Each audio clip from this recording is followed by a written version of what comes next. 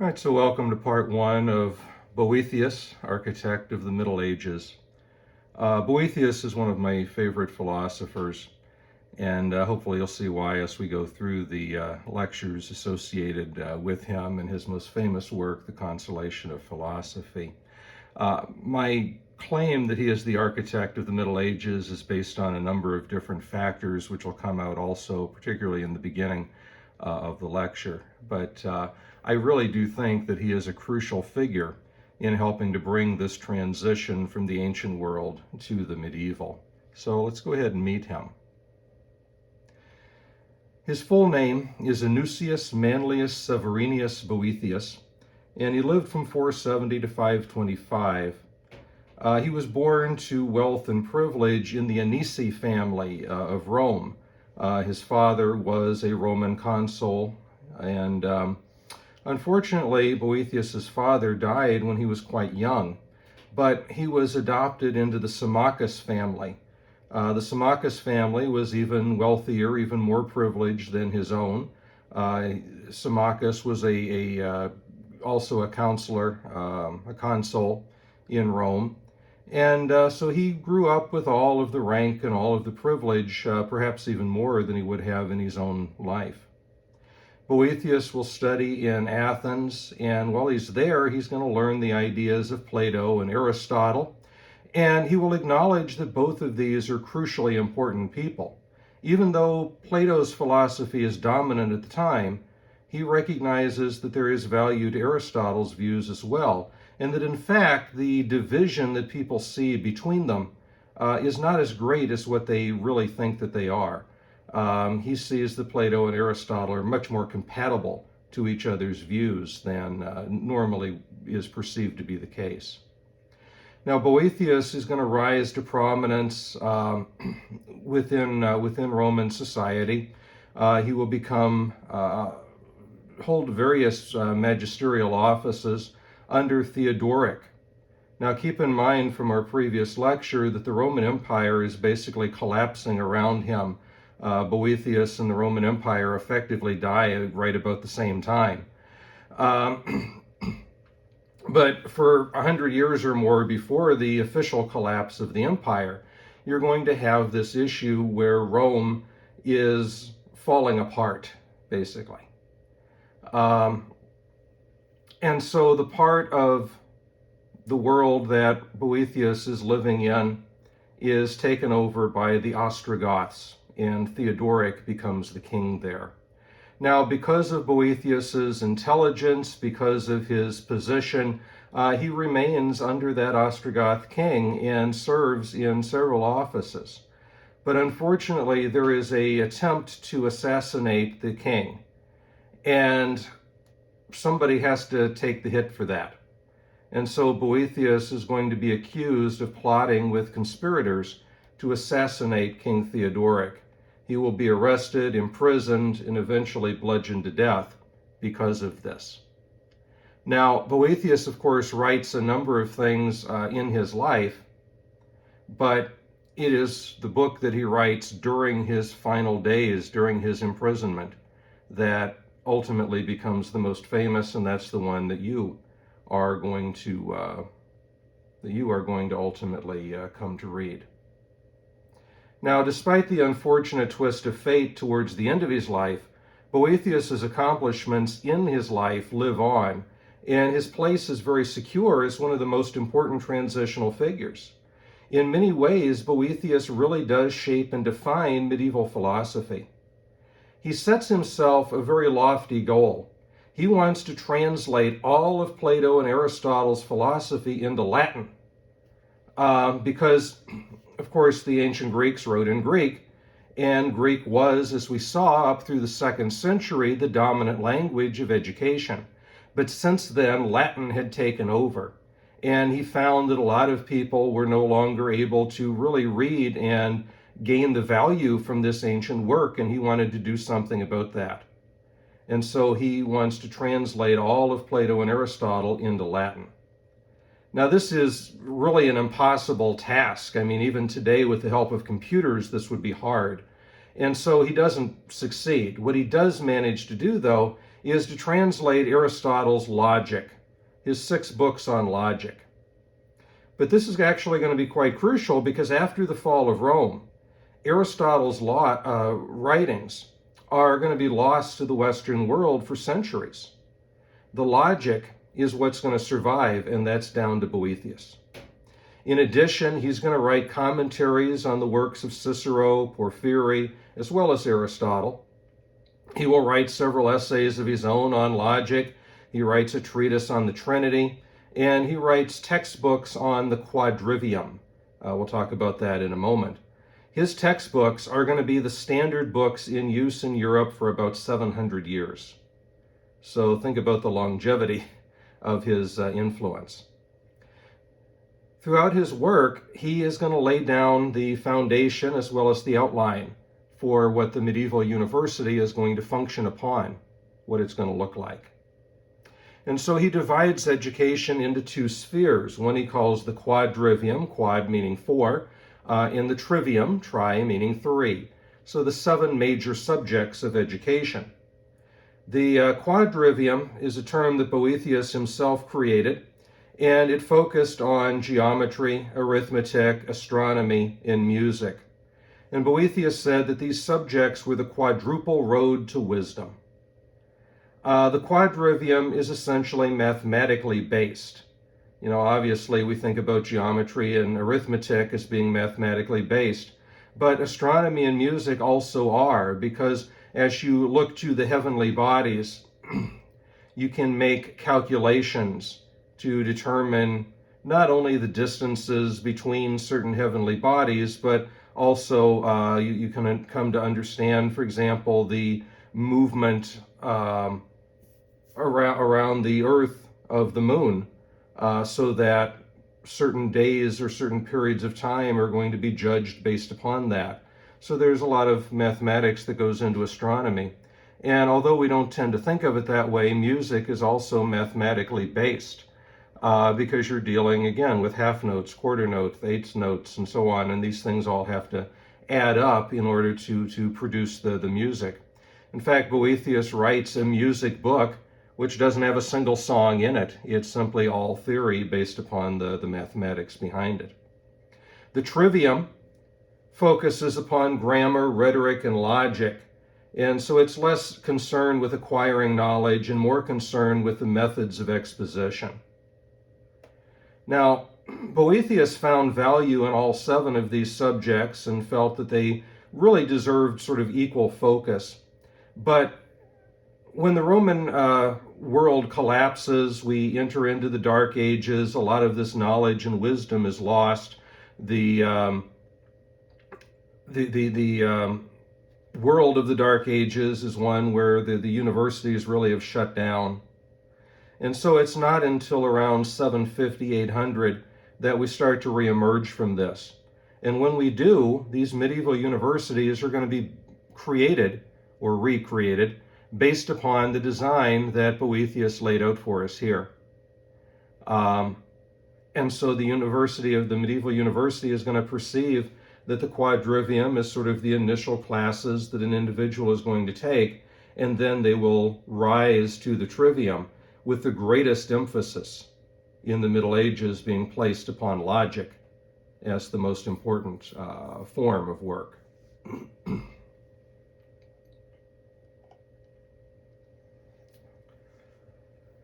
In his work, Boethius, as I said, is going to attempt to join Plato, Aristotle, along with Stoic philosophy and Christianity all together into a non-contradictory union. He is going to argue where he needs to. He's going to disagree where necessary. Boethius was a Christian, and he sought to advance the views of Christianity.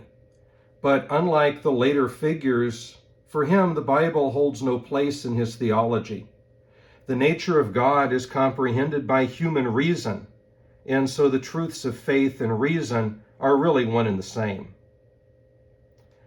Within his work, he develops an outline of natural theology created along Aristotelian lines.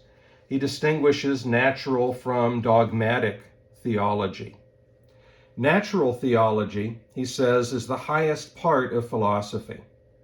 Dogmatic theology, however, accepts the premises from revelation. So for Boethius, revelation is always going to take a backseat to reason and to proof. In his work, Treatise on the Trinity, Boethius makes the point very clearly. He says, as far as you are able, join faith to reason. Boethius's view is going to be different from a lot of the people writing during the Middle Ages. The basic view put forward by many of the writers of this time period is summed up by St. Anselm, who has this very famous phrase, credo et intelligentem, I believe in order to understand. For him, belief comes first. I have belief in this view. I hold firm to my convictions. And if I can find some kind of proof to back it up, that's great. But if the proof contradicts it, I'm going to ignore that proof because belief comes first. The only reason for knowledge, for study, for advancement in educational pursuits is to find a way of justifying and supporting the beliefs that I possess. Well, Boethius didn't specifically have a little phrase like that, but if he had, it would have been the opposite. His would have been intelligento et credam. I understand in order to believe. Boethius has the much more modern view that if you want me to believe something, to accept something, I need proof of it. I need it to be justified in some way. And so he is going to put logic to the forefront. He is going to demand reasons for why we believe or accept something. And so he really does, I think, not only pave the way for the medieval from the ancient, but also in many ways foreshadows our more modern approach, our more modern way of thinking about things.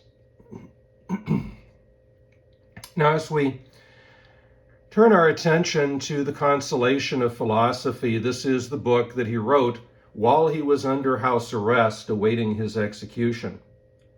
And the Consolation of Philosophy is going to partially be written in poetic verse.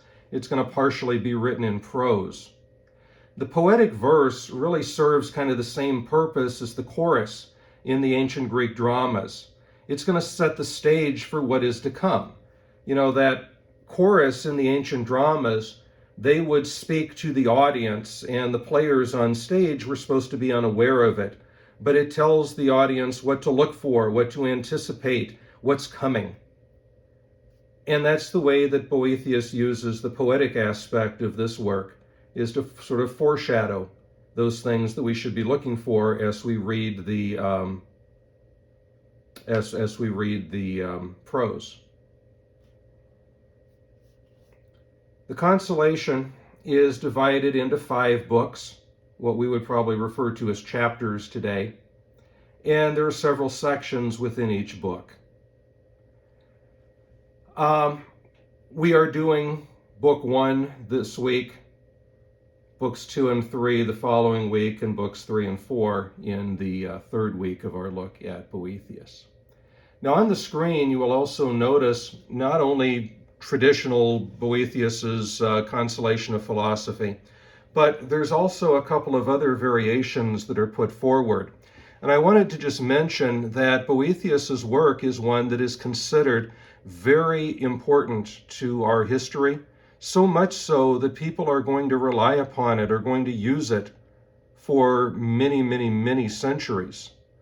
King Alfred wrote an Anglo-Saxon version of this work. Now, that one does alter things a lot so that it's speaking directly to the Anglo-Saxon world rather than to the Roman world that Boethius was speaking about. But he's still using the same core thoughts, the same core ideas as an inspiration for his time, for his generation. Queen Elizabeth I was very influenced by Boethius's writing. She was very touched and moved by it. And so she has her own Renaissance English version of it that was created. Chaucer wrote a Middle English version of it. So there were a lot of individuals down through the centuries who are going to be greatly influenced by Boethius's Consolation of Philosophy. It will ultimately fall out of favor, unfortunately, as the time of the Reformation really comes together. And it will be rediscovered again near the end of the 19th and early 20th century. And now we start to rebuild and understand just how influential this book was until the puritanical types felt that it didn't speak to them, that it had, odd to say this really given the nature of this book, but it had too much Catholicism to it.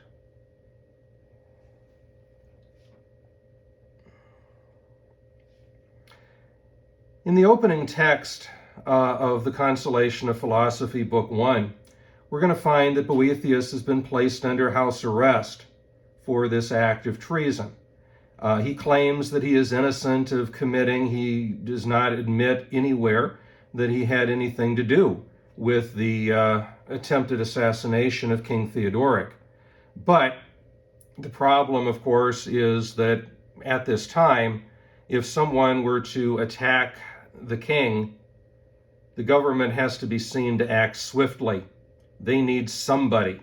Whether it's the right person or not is a secondary consideration. Somebody needs to be seen to be punished for this action. Boethius, as it turns out, made an ideal scapegoat because he was not, even though he was a Christian, he was not the right kind of Christian. His views were different from that of Theodoric, was different from that of the Ostrogoths. And so Boethius becomes the one who takes the fall. Now, he is not, as many times seen, thrown into some dark, dank dungeon somewhere. He's actually placed under house arrest.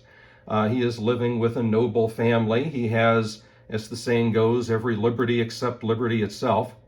And this is why he's able to write, to compose this magnificent work in the time before his actual execution.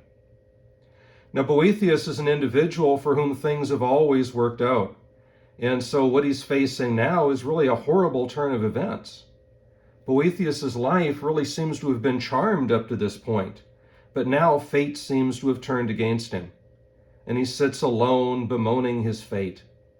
He begins to write in the hopes of making sense of what's happened. And so it's important to keep in mind that he's not only trying to make sense of the reversal of fortune within his own life, but also about the reversal of fortune within the Roman Empire. You know, this Roman Empire was mighty. It was all-encompassing. It was meant to last forever. But yet here it was crumbling all around him.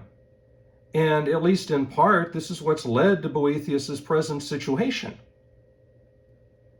And so can I make sense of what's happening in this world, not just to me, but to the world in general?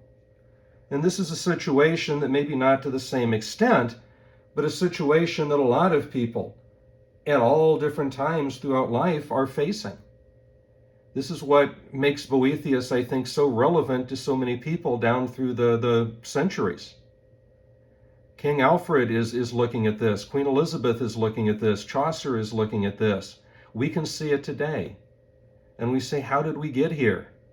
How did this situation that we're facing come to be? It doesn't make sense. And so can I make sense of it? Well, while Boethius is writing, he mentions that he notices this woman standing over him. And this opening section of the Consolation is remarkably similar to the appearance of Sophia, the woman who came to visit Socrates in the Crito. Sophia was, of course, the goddess of wisdom. She delivered to Socrates the news of his death, which he took to be the key to absolute knowledge. Lady Philosophy, in this case, is going to serve a very similar purpose. But Boethius is writing 800 years after the time of Christianity. He's writing in a very increasingly Christian world, one in which the Roman Empire itself is a Christian empire. And so you can no longer discuss the Greek goddess of wisdom. So Boethius instead refers to his vision as Lady Philosophy, a more secular and thereby a more acceptable title. And a great deal of this first section is going to be spent in describing Lady Philosophy. While I was quietly thinking these thoughts over to myself and giving vent to my sorrow with the help of my pen, I became aware of a woman standing over me. She was of awe-inspiring appearance, her eyes burning and keen and beyond the usual power of men. She was so full of years that I could hardly think of her as my own generation, and yet she possessed a vivid color and undiminished vigor. It was difficult to be sure of her height, for sometimes she was of average human size, while at other times she seemed to touch the very sky with the top of her head. And when she lifted herself even higher, she pierced it and was lost to human sight. Her clothes were made of imperishable material of the finest thread, woven with the most delicate skill. Later she told me that she had made them with her own hands. Their splendor, however, was obscured by a kind of film, as of long neglect, like statues covered in dust. On the bottom hem could be read the embroidered Greek letter pi, and on the top hem the Greek letter theta. Between the two a ladder of steps rose from the lower to the higher letter. Her dress had been torn by the hands of marauders, who had each carried off such pieces as he could get. There were some books in her right hand, and in her left she held a scepter. So we get this image of this figure that we now call Lady Philosophy. And there's a lot in this one opening passage here. First of all, we see that Lady Philosophy's height is going to fluctuate. Sometimes she's an average-sized person. Sometimes, she's so big that you can't see her. It's her head for the clouds. Sometimes she's somewhere in between. Well, what this is actually a reference to the type of knowledge that she's going to be referring to. When Lady Philosophy is of average size, she's speaking like the rest of us, as a finite temporal being, someone speaking with relative knowledge, a member, if you will, of the realm of becoming. When her head is lost in the clouds, then she is speaking of absolute eternal knowledge, right? So again, if you will, the realm of being. But when her head is sort of touching the ceiling, she's partway between the two. At that point, she's acting as the intermediary between the two realms, in the same way that Socrates does as the daemon, right? So you recall that Socrates could live in this world physically while his mind existed in that realm of perfection. He had the knowledge, and so he could act as the intermediary between those two realms. Lady Philosophy is going to serve that same purpose. Lady Philosophy is going to help us to understand what is happening by recognizing that the changing, fleeting world that we live in is not the only world, that there is this other realm of perfection, which again is going to be much more in a Christian bent than it is the old Greek way of perceiving things, but it's still the same essential idea. And so we need to have an intermediary, and Lady Philosophy is going to be that intermediary to help Boethius to understand these things. When it comes to her dress, we're told that her dress is the most immaculate of materials, but it has a film. There's dust, there's cobwebs over the top of it. When we look at Lady Philosophy's dress, it is symbolic of true wisdom. It is perfect, it's absolute, right? But the film shows that this knowledge has not been accessed too often. When you have something that you keep locked away and don't really do much with, it tends to collect dust.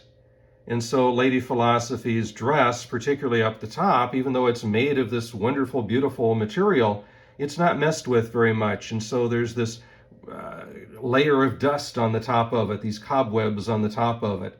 And that shows us that people don't really tend to think too much or go too much towards that higher end to find that real knowledge. The top hem of the dress has the letter theta, and the bottom has the letter pi. Theta is going to stand for theoretical knowledge, whereas pi stands for practical knowledge. Again, this is a reference to the two realms of Plato's theory of the forms.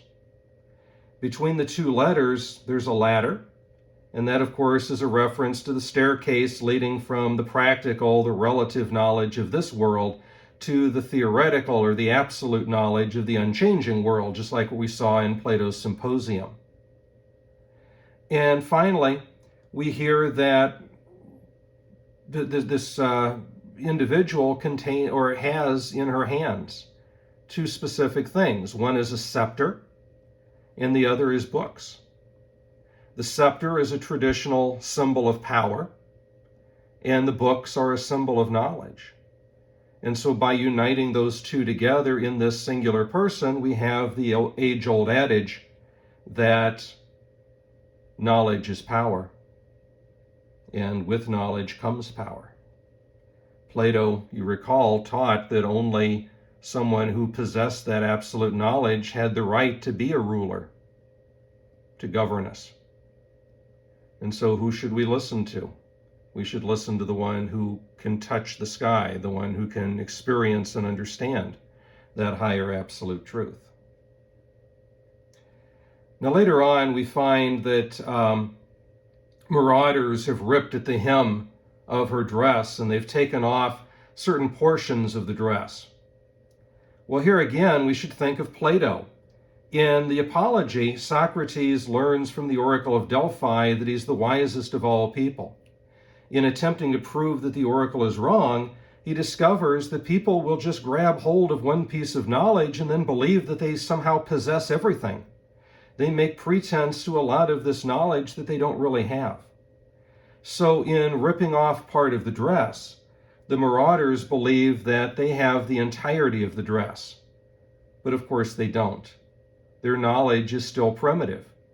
It's so primitive, in fact, that they don't understand just how primitive it actually is. And they're ultimately in danger of doing mischief upon themselves. They will ultimately potentially end up harming themselves because they believe they have access to knowledge that they don't actually have.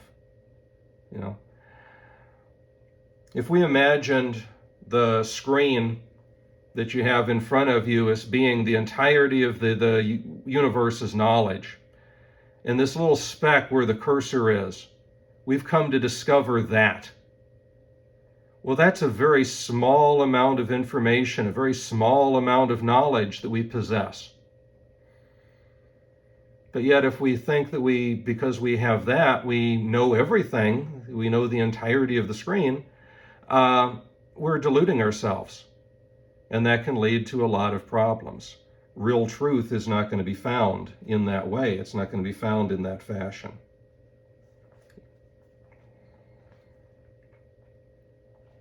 Upon her appearance, Lady Philosophy demands, "Who has allowed these hysterical sluts to approach this sick man's bedside?" And in this one line, we can come to see the purpose, the ultimate purpose of Lady Philosophy. Boethius, who had all of the advantages in the world, has just had them all ripped out from under him. And so he's sitting there, he's bemoaning his fate. He is in great mental and emotional distress over the losses and his inability to understand or do anything about it. And so Lady Philosophy is going to come in and tend him much like a physician would. She's going to diagnose his ailment and begin to treat him for it. And essentially we find that the underlying cause of all of his grief is ignorance. If ignorance is the disease, then obviously the cure is knowledge. But it can't be this base, low-level, practical knowledge of everyday life. Instead, the cure is to help Boethius to open his eyes to absolute knowledge. Boethius has to come to discover his true self. And of course, for those who are familiar with it, we can see a great deal of Plato's influence in this. But there's also a rather fascinating east-west parallel to be explored. Boethius's Consolation of Philosophy shares a great deal with the Vedic classic of the Bhagavad Gita. In the Bhagavad Gita, the great warrior Arjuna is suffering from a similar form of amnesia. Boethius and Arjuna have each bought into the material world.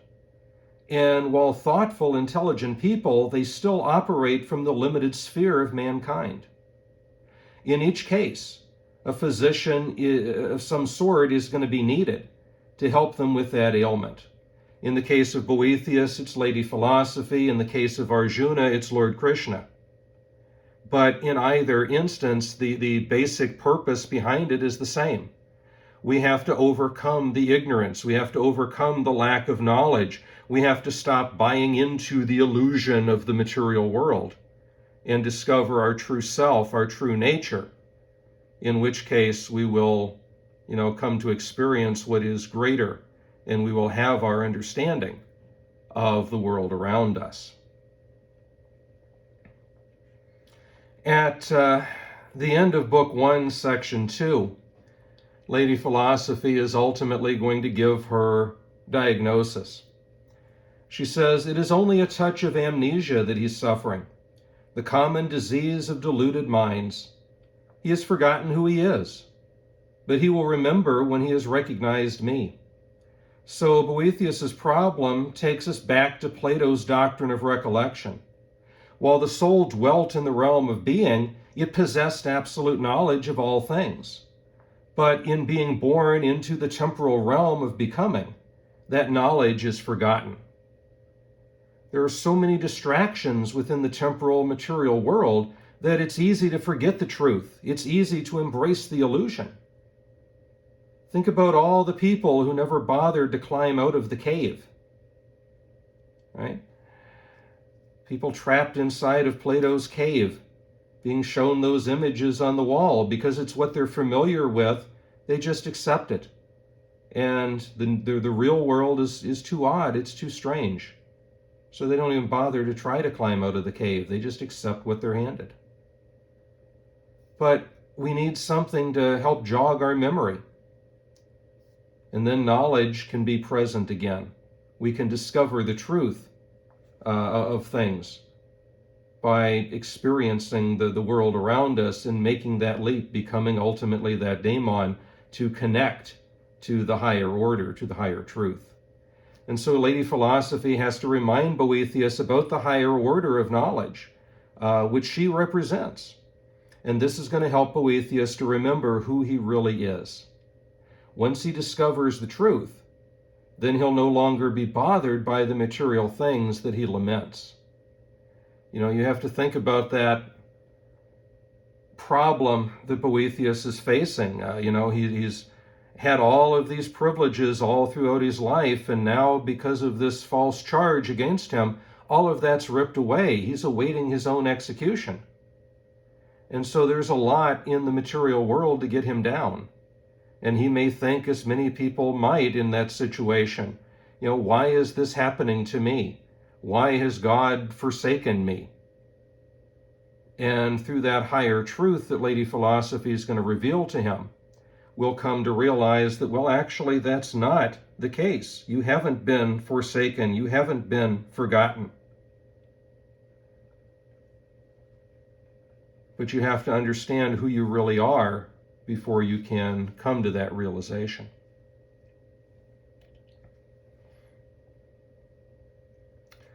Book 1, Section 3. In this section, we revisit a notion from Section 1, and it explains that marauders have set upon Lady Philosophy. They've ripped her dress, they've torn pieces from it. And by grabbing hold of small pieces of knowledge, these rascals have puffed themselves up to the point that they believe they possess all knowledge. This is the way humanity works. But as Socrates has discovered, nobody ever wants to admit of ignorance. Nobody wants to acknowledge that he doesn't know anything. We're all seekers of knowledge. The problem is that most people believe that the knowledge that we seek can be found in this material world, and that through empirical observation we can possess the absolute truth. So by grabbing at the scraps, we believe that we have the whole. What these rascals fail to understand is that true knowledge is not knowledge of the material world. It's not understood empirically. The knowledge that we seek is somewhere else entirely. So for Socrates, for Plato, it was found in the realm of being. For Boethius, it'll be found in God. True knowledge is always under attack. As Lady Philosophy states, Socrates was condemned to death for his pursuit of absolute truth. The forces of ignorance always want control, they always want power, they're obsessed with it. And so they condemn any attempt at finding anything beyond the empirical. They pull, they tug at their scraps of knowledge, but they never actually touch the absolute. And that's dangerous. Individuals need to avoid that type of activity. Now, moving into section 4 of book 1.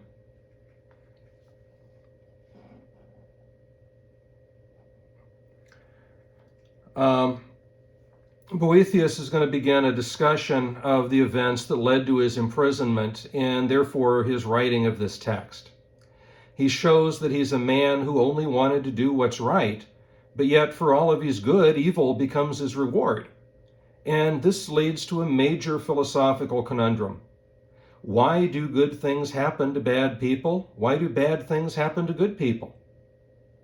And so in here, Boethius says, it may be part of human weakness to have evil wishes, but it's nothing short of monstrous that God should look on while every criminal is allowed to achieve his purpose against the innocent. What this does is to set the stage for a big discussion on theodicy. Theodicy is a philosophical problem known as the problem of evil, and it can really be summed up in a basic trilemma. If God is all-powerful and God is all-loving, then how can evil exist in the world? If God is all-powerful, then he should have the ability to stop evil. If God is all-loving, then he should want to stop all evil. But yet, evil seems to exist. So how is it possible that that can be the case? How can all three of those things be true at the same time? Any two could work together without any difficulty. Perhaps God is all-powerful, but he's not all-loving. He has the power to stop evil, but doesn't want to. Or vice versa. Suppose he has the desire to, but isn't actually all-powerful and can't. Both of those could explain how evil exists. But yet, we're supposed to believe that all three are true at the same time, and that's where this problem of theodicy comes from. People have pondered this issue for millennia, and there have been many attempted answers, but the vast majority, including Boethius's, is going to revolve around the concept of human free will. Humans are born with free will. We're born with the ability to make our own choices. But since humans belong to the temporal changing material world, their knowledge is very limited. So we can only make decisions based upon our present understanding, which means that we're subject to error. So this is where evil comes from. It's not from God. It's not something that he is going to or should try to intervene upon. Evil is the result of human ignorance. Socrates died because of human ignorance. Boethius was condemned due to human ignorance. Bad people are created and rewarded because of human ignorance. From the standpoint of the absolute, there is no ignorance. So every decision would be correct. Everything would be understood. But this changing world is subject to the whims of fate. We can't expect this world to act any differently than the way it's established, than the way it is.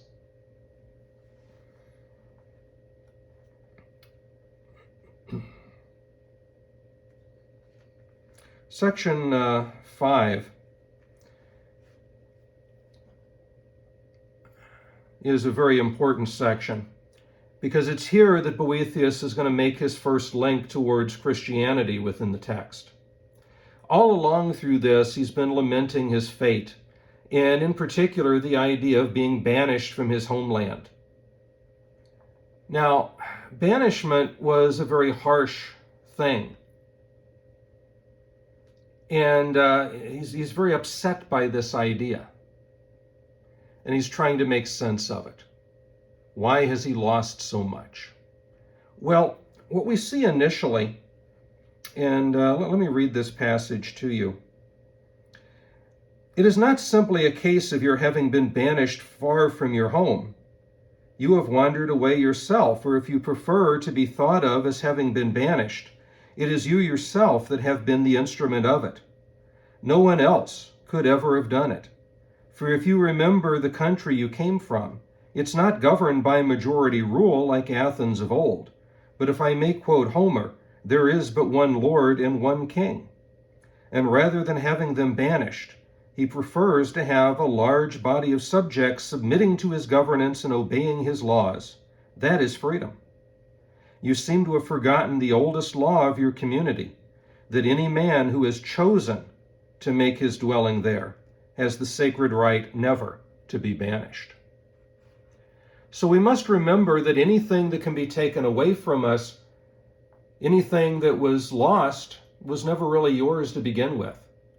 Things like wealth and power and fame, amusement, property, even the physical body, are things that are on temporary loan to the soul. These things come by the hand of chance, and they can be taken away by the hand of chance. What is really ours, what is part of the eternal, can never be taken away from us. And so this is where we start to first get this idea that we can understand that the eternal nature of all things, that absolute eternal is what is real. The illusion of this world is not, because it's temporary, because it's finite. And so the things that we have in this world, even the physical body, are there temporarily.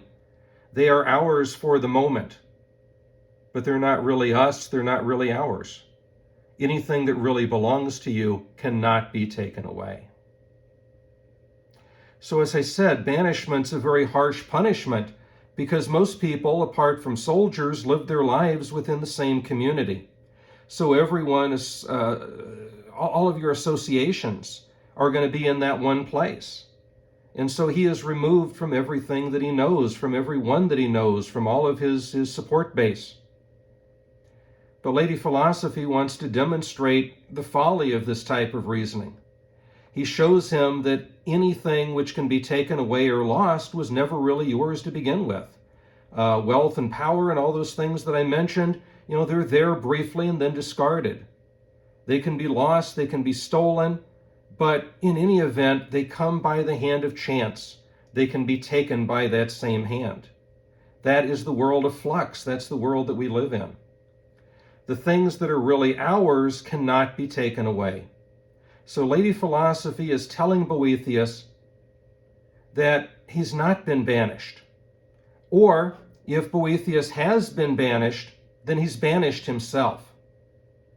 His true home is the eternal home, the one that he lives in with God. And God banishes no one. Instead, people walk away and they banish themselves. Now, granted, at this point, we could point out biblically that God banished Satan and even question how we know that we and God are part of the eternal. But questions like these, they really would not come up at this time. They would be considered blasphemous questions to Boethius. So we're going to give him the benefit of the doubt on this point and see where he takes it. The eternal soul, we're told, enters into the material body and it dwells there for a while. It could be minutes, it could be decades. But eventually the soul is going to leave this body. And it's the soul, according to Lady Philosophy, that is the real thing, because it is the eternal, not the physical body, which is the temporal. Yet in being born into this world, there are so many different distractions, and so people forget their true nature, and they come to believe that the body is all that there is. They become attached to the things of this world, things like property. So when these things are lost, they will lament. But Boethius, she says, should not lament because there is nothing real or permanent that's being lost. We'll always be welcomed back home to God. Always. But then the question becomes, where is home? And how do we get back there? As Boethius saw, we shouldn't lament about the loss of material things in this world, and he certainly shouldn't complain about being exiled, because one can only exile oneself. According to Lady Philosophy, where one belongs is in the kingdom of God. But this raises a lot of interesting questions about what that phrase means. At the time, there were several different viewpoints. From the standpoint of the Jewish people, the kingdom of God was meant to be created on earth at the end of days. It implies the time when those who survived upon the earth would ultimately be governed by greatness, by the divine, by God. Now, it seems clear that this is not really what Lady Philosophy has in mind. Many other Christians believe that the kingdom of God was meant as a transcendence to some other place, another planet, another realm, the clouds. This seems a little bit more in line with what she had in mind, but actually the view here seems to be what Lady Philosophy is getting at, seems to be closest to the view of Gnostic Christians. Something that was, questionable even at the time period. The Gnostic Christians ridiculed the idea of traveling to another realm. They ridiculed the Jewish notion as well. Instead, the Gnostics said that the kingdom of God is a metaphor for a transformed state of consciousness. In other words, we're already in the kingdom of God, but we're unaware of it. We're already here. This is the kingdom of God. But we don't realize it because we're caught up in the illusion. The Gnostics taught that one has to attain gnosis, which is absolute or divine knowledge, in order to be in the know and to recognize what they've long desired. And to realize that what they have always desired, they've already always had. They just didn't know it. Now, we'd never want to call Boethius a Gnostic, but this notion of the kingdom of God really does seem closest to what Lady Philosophy wants Boethius to understand here. This is why God will never exile anyone. And if we are exiled, we exile ourselves. The exile comes from buying into the illusions of the material world and fooling ourselves into denying our true natures. Through the knowledge that Lady Philosophy offers, Boethius, as well as anyone else, can come to the self-realization. They can discover that they are part and parcel of the Godhead, living within the kingdom of God. And according to Lady Philosophy, it is lack of this knowledge that is the real enemy. Not knowing who you are, not knowing where you came from, not understanding these factors, that is where the real problem is. That's the only real banishment, is the fact that you simply don't know your true nature, your true self, the reality. And so it's overcoming that lack of knowledge that is the trick to understanding everything. The final section in Book 1, Section 6. In this section, Boethius and Lady Philosophy discuss the concept of man. And Lady Philosophy asks a very Aristotelian question. What is man? Aristotle very famously said that man is a rational biped. In other words, man is nothing more than an animal that walks on two legs and has the capacity for reason. This is what sets us apart from all the others. In a similar fashion, Boethius declares that he is a rational and immortal animal. He acknowledges that this is what he is, and all that he is. And so Lady Philosophy says, well, now I know what your problem is. And as we've seen before, that problem is amnesia. Boethius has forgotten his true nature. It's going to be the job of Lady Philosophy throughout the remainder of the text to very slowly reveal to Boethius his true nature. But just as we saw the people in the cave taking a long time to come out, just as we saw that 43 years of education that Plato talked about, things like this cannot be rushed. We can't just forcibly remove the person from the cave and show them the true world and have them be okay with it. A person has to work very slowly to build a coherent argument, revealing piece by piece, until the person is able to accept that what they previously understood was an illusion, and only now are they able to stand in the light of day. Lady Philosophy, in like manner, throughout the remainder of this book, is going to take one argument and graft it onto another, until Boethius has embraced the reality and discovered his true self.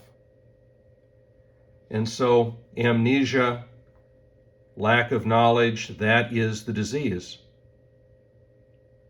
And slowly acquiring that knowledge piece by piece to where it can be built up and understood correctly, this very rational and logical process, is the cure. And so as we move on through the remainder of the book in future lectures, we will come to experience all of this. So I hope that you all enjoy Boethius as much as I do, and we'll see you next time.